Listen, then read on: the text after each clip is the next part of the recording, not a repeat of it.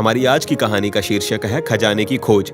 एक गांव में रामलाल नाम का एक किसान अपनी पत्नी और 4 लड़कों के साथ रहता था। रामलाल खेतों में मेहनत करके अपने परिवार का पेट पालता था, लेकिन उसके चारों लड़के आलसी थे, जो गांव में वैसे ही इधर उधर घूमते रहते थे। एक दिन रामलाल ने अपनी पत्नी से कहा कि अभी तो मैं खेतों में काम कर रहा हूँ, लेकिन मेरे बाद इन लड़कों का क्या होगा? इन्होंने तो कभी मेहनत ही नहीं करी, ये तो कभी खेत में भी नहीं गए। रामलाल की पत्नी ने कहा कि धीरे धीरे ये भी काम करने लग जाएंगे।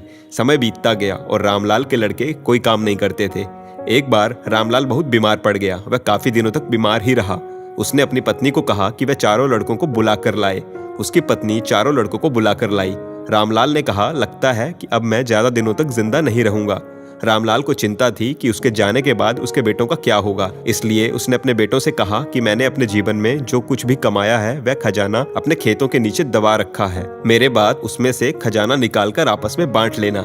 यह बात सुनकर चारों लड़के खुश हो गए। कुछ समय बाद रामलाल की मृत्यु हो गई। रामलाल की मृत्यु के कुछ दिनों बाद उसके लड़के खेत में दबा खजाना निकालने गए। उन्होंने सुबह से लेकर शाम तक सारा खेत खोद दिया, लेकिन उनको कोई भी खजाना नजर नहीं आया। लड़के घर आकर अपनी माँ से बोले कि माँ, पिताजी ने हमसे झूठ बोला था, उस खेत में हमें कोई खजाना नहीं मिला।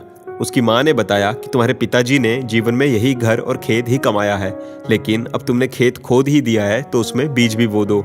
इसके बाद लड़कों ने बीज बोए और माँ के कहे अनुसार उसमें पानी देते गए। कुछ समय बाद फसल पककर तैयार हो गई, जिसको बेचकर लड़कों को अच्छा मुनाफा हुआ, जिसे लेकर वे अपनी माँ के पास पहुंचे। माँ ने कहा कि तुम्हारी मेहनत ही असली खजाना है, यही तुम्हारे पिताजी तुमको समझाना चाहते थे। इस कहानी से हमें यह शिक्षा मिलती है, हमें आलस्य को त्याग कर मेहनत करनी चाहिए। मेहनत ही इंसान की असली दौलत है।